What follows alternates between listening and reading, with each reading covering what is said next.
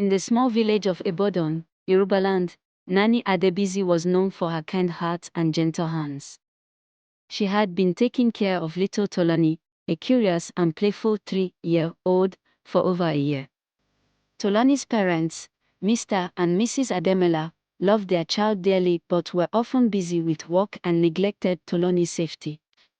Nanny Adebisi lived far from her own child, 10-year-old Bode, who stayed with his grandmother in another village. She sent money and letters regularly but missed him dearly. One sunny afternoon, while Nanny Adebisi was bathing Tolani, she received a disturbing phone call from Bode's grandmother. Bode was sick with malaria and needed urgent attention. But Nanny Adebisi couldn't leave Tolani alone, and Mr. and Mrs. Ademola didn't answer her calls.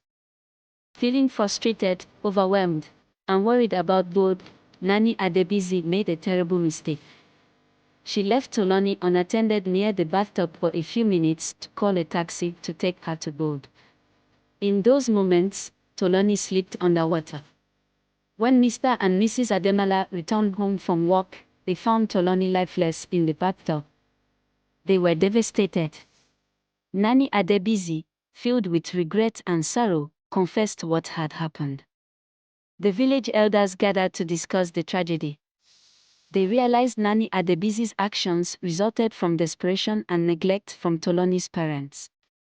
The community came together to support both families. Days passed, and the village mourned Tolani's loss. Nanny Adebisi struggled to forgive herself. Mr. and Mrs. Ademola were consumed by grief and guilt.